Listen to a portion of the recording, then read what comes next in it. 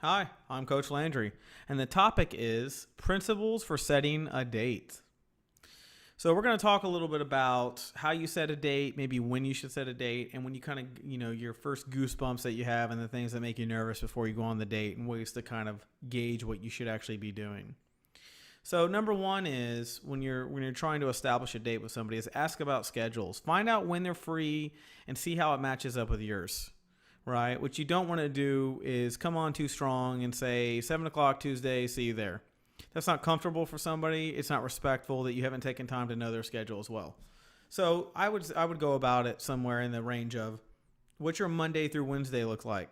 Are you available at 7 on either one of those days? And if they'll let you know, hey, that's a 3-day span. There's plenty of time to up and down, yes and no, any of those days. And it also makes them feel a little more open that you're giving them some choice in kind of the date.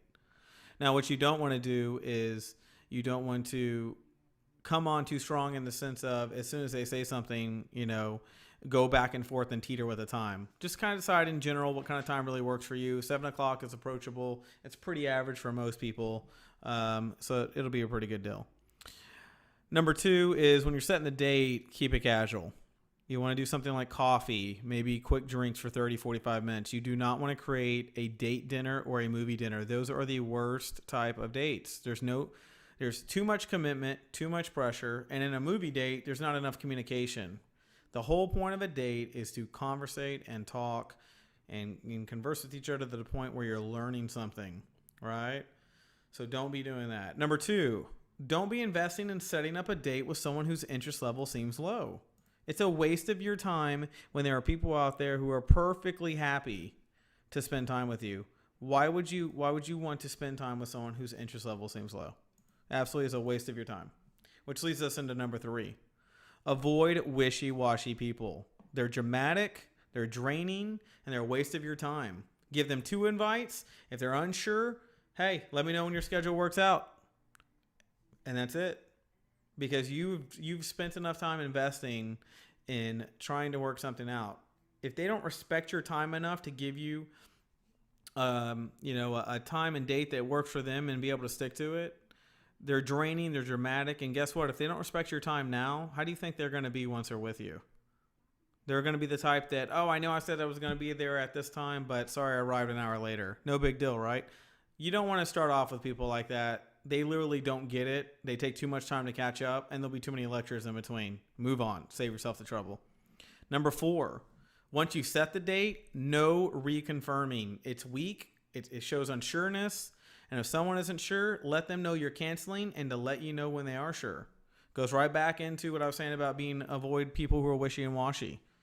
But this also is on top of you as well. Don't spend time reconfirming with people. It just wastes everybody's time and it makes you look weak. The idea here is, this is to men. Men, your job is when women communicate with you to set the date. That's your job. Women, your job is to communicate enough so that a man has an opportunity to set a date. When you communicate a lot with a man, which is a woman's prerogative, it's feminine energy to be a good communicator for a woman. What that does is it gives a man a sense of that you're interested in him and that you want to talk and that you want to spend some time together and getting to know him a little better so you can gain some comfortability towards getting to know him. And as a man, your job as masculine energy is to set the date and time, and place can be mutual or it can be set by you. Number 5, don't treat dates like a committed relationship. Other than meeting, your expectations should be pretty easygoing. And you should be free enough to let things happen as they flow. Enjoy the experience. Don't think about the long term. Don't have rules in your head. It'll ruin everything. When you meet somebody, you're there to, when you walk in person, what's the first thing you're going to go through? Am I attracted to this person in person as much as I was talking to them or chatting over phone? And you're usually going to establish that within 15 minutes where the attraction's there. So once that's established, and you feel a little bit attracted to them and you're glad you're on the date, from then on, let the date go. Let it flow naturally. Don't put rules. Don't put, I don't kiss men on the first date. Don't put, I don't let women talk a certain way to me because that equals this or that from my past relationships. None of that. Let the conversation and let the date free flow. It's very important that you don't box in experiences. Number 6, once plans are confirmed, no more text, No more phone calls. Save the fun and the conversation for in person. The whole point of a date is to meet and have a human connection and build chemistry. If you've already talked too much on the phone and you've already texted every day and you're texting good morning every morning, how are you doing? How's your day? Oh, my day is good. It literally, you are literally eating away the topics to discuss during a date.